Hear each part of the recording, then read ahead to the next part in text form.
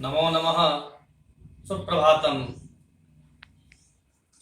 आज जो मैं पद्य पढ़ाने जा रहा हूं आपको ध्यानपूर्वक सुने। मनुष्य का सबसे बड़ा शत्रु कौन है और वह कहाँ रहता है, इसके संबंध में मनीषियों ने जो विचार संस्कृत सूक्ति के माध्यम से हम लोगों के मध्य में प्रस्तुत किए हैं, प्रदान किए हैं, उन्हीं की विवेचना में करने जा रहा हूं। ध्यानपूर्वक सुने। प्रस्तुत पद्य में अनुष्टुप छंद है। पहले जैसे मैं गा रहा हूं वैसे गाने का प्रयास करेंगे। आलस्यं हि मनुष्याणां शरीरस्थो महान् रिपुः नास्त्युद्यमसमो बन्धुः कृत्वायं नावसीदति। पुनः एक बार देखें। आलस्यं हि मनुष्याणां शरीरस्थो महान् रिपुः नास्त्युद्यमसमो बन्धुः कृत्वायं नावसीदति। बहुत सी परीक्षाओं में इसका अन्वय आता है। अन्वय कैसे किया जाता है, करने के तरीकों को सीखें। ऐसे मैंने नीचे दिया हुआ है, इसको देख सकते हैं, परंतु आपको सीखना है। तो कहा आलस्यम ही मनुष्याणाम शरीरस्थो महान् रिपुः। तो ही जो ये अव्यय है इसको पहले लाएंगे। ही मनुष्याणाम शरीरस्थ, ही को लेंगे नंबर 1 पर, मनुष्याणाम 2 पर, शरीरस्थ आ जाएगा 3 नंबर पर। मनुष्याणाम शरीरस्थ आलस्यम 4 नंबर पर, महान रिपुः 5 और रिपुः 6 नंबर पर। अस्ति अध्याहार करके अपने मन से लगा देंगे अर्थ को स्पष्ट करने के लिए। तो हो गया पहली पंक्ति का अन्वय। कैसे? ही मनुष्याणाम शरीरस्थः आलस्यम महान रिपुः अस्ति। दूसरी पंक्ति का कैसे करेंगे अन्वय? तो यहाँ पर संधि हो गया, यण संधि। उद्यम समः, दूसरी पंक्ति का पहला ही हो जाएगा उद्यम समः बंधु, दूसरा नंबर का। और इसमें जो नास्ति है ये हो जाएगा तीसरा, और यम हो जाएगा चौथा, कृत्वा हो जाएगा 5वां, और ना अवसीदति हो जाएगा 6ठा। यहाँ देखें, उद्यम समः समो बंधुः नास्ति यम कृत्वा मनुष्यः न अवसीदति। मनुष्य अपने मन से लगाएंगे। ये हो गया अन्वय। विभिन्न परीक्षाओं में अन्वय भी 5 नंबर का आता है, इसे ध्यानपूर्वक सुने। वैसे मैंने नीचे लिख दिया है, परंतु आपको तरीका सीखना है। कि मनुष्याणाम शरीरस्थः आलस्यम महान रिपुः अस्ति उद्यम समः बंधु नास्ति यम कृत्वा मनुष्य, अर्थ को स्पष्ट करने के लिए अपने मन से लगाए हैं न अवसीदति। जब अन्वय हो गया तो अर्थ अपने आप स्पष्ट हो जाएगा, शब्दार्थ आना चाहिए।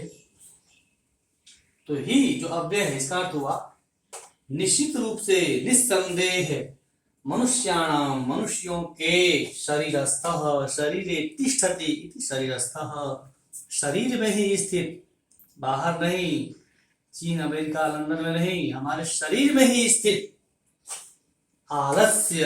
आलस्य कहते हैं किसे हैं? आलस्य कहते हैं कि शक्ति रहते हुए भी स्फूर्ति का अभाव, सामर्थ्य है परंतु करने की मन में इच्छा नहीं, इच्छा का अभाव, सुस्ती, ढीलापन। हमारे में सामर्थ्य है परंतु दृढ़ इच्छा शक्ति नहीं है, कर नहीं रहे हैं, ढीलापन है, सुस्ती है। तो वह जो सुस्तपना है, जो आलस्य है, अलार्म लगाते हैं 4 बजे का, जो टिटिया है उसको बंद करके सो जाते हैं, सोचते हैं कल उठेंगे कल उठेंगे, ऐसे कल करते करते पूरा जीवन बीत जाता है।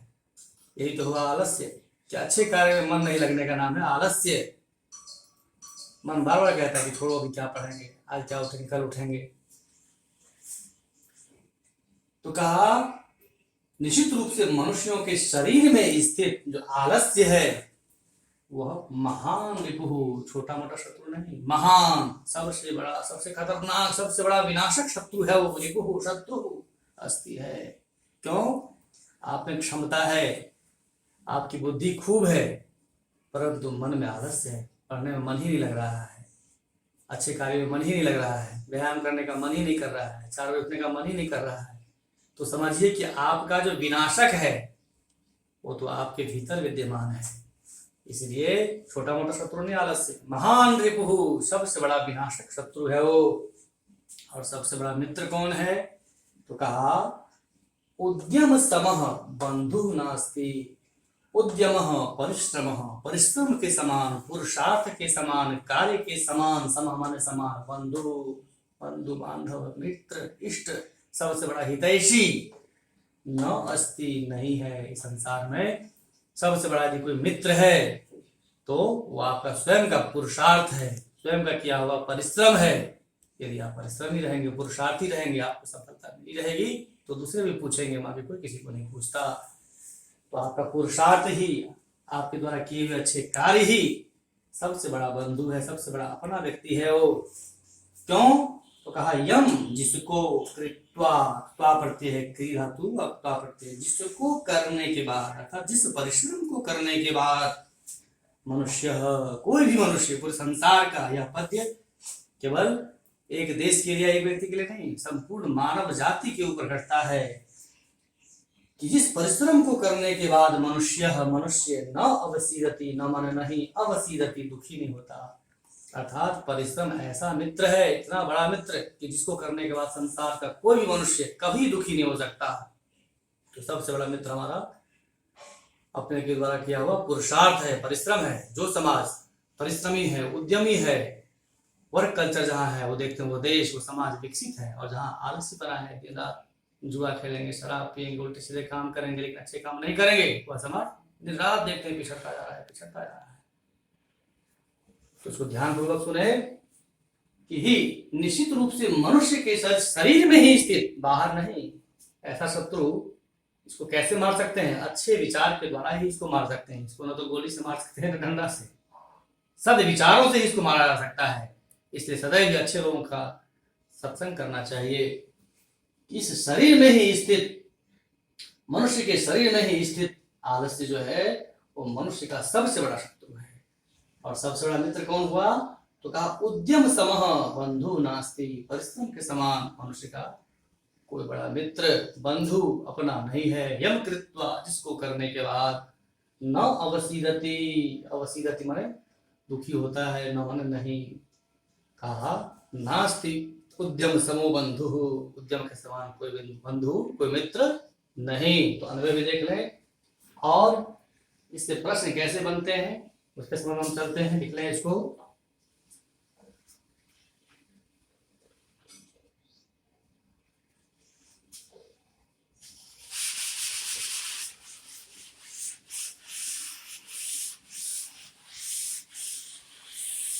अभी आपने श्लोक को देखा, लिखा भी हुआ, उसमें से प्रश्न बन जाएगा। कैसे? मान लीजिए एक पदेन उत्तर दे दिया प्रश्न, पहला प्रश्न कि मनुष्याणाम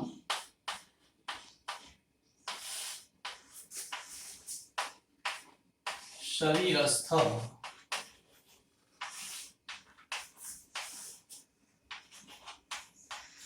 महान रिपुः कः? मनुष्याणाम शरीरस्थ महान रिपुः कः? मनुष्यों के शरीर में स्थित सबसे बड़ा शत्रु कौन है? अभी बताया था मैंने आपको। मनुष्याणाम शरीरस्थ आलस्यम महान रिपुः, उत्तर हो जाएगा आलस्यम, आलस्यम, उत्तर हो गया। दूसरा प्रश्न मान लीजिए,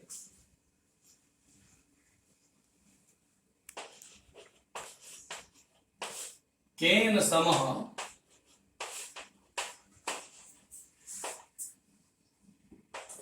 बंधु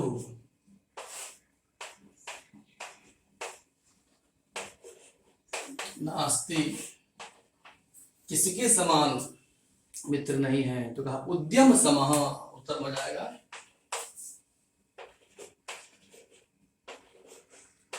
उद्यम समः, समास हो गया यहाँ पर। वैसे उद्यमेन समः भी कह सकते हैं, उद्यम समः मित्रः बंधु नास्ति। इसी प्रकार से तीसरा प्रश्न मान लीजिए, किं कृत्वा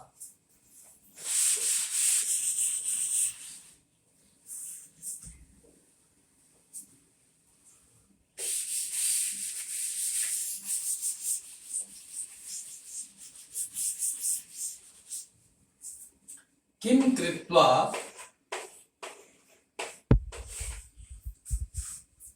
मनुष्यः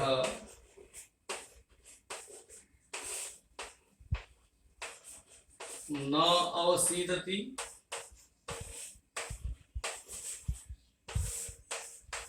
जिसको करने के बाद मनुष्य दुखी नहीं होता है, तो उद्यमं कृत्वा उत्तर मिल जाएगा उद्यमं कृत्वा। उद्यमं कृत्वा मनुष्यः न अवसीदति, पूर्ण वाक्य आएगा तो सीधा इसमें पूरा जोड़ देंगे, उद्यमं कृत्वा मनुष्यः न अवसीदति। इसी को यदि पूर्ण वाक्य में बनाना होगा तो मनुष्याणां शरीरस्थः महान् रिपुः आलस्यम् अस्ति जोड़ देंगे तो पूर्ण वाक्य हो जाएगा।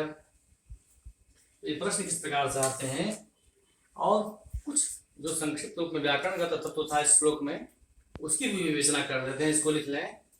देखिए उसमें दिया था नास्ति श्लोक में, तो जो नास्ति दिया हुआ था इसमें दीर्घ संधि है, न जोड़ अस्ति। इसी प्रकार से दिया था नावसीदति, इसमें जो संधि है, संधि विच्छेद जब करेंगे तो न जोड़ अवसीदति। इसी प्रकार से एक और संधि थी, उसमें था नास्त्युद्यम, नास्त्युद्यम।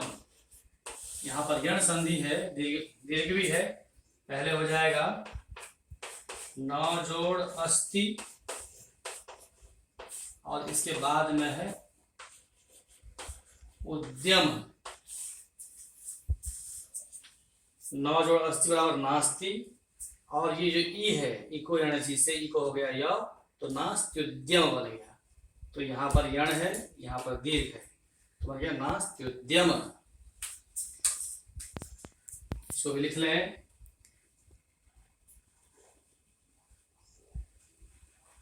इसी प्रकार से एक बहुत सरल प्रत्यय में दिया था, यम कृत्वा नावसीदति। कृत्वा एक एक शब्द सीखे तो इसमें क्री धातु है, क्री, यह जो क्री जोड़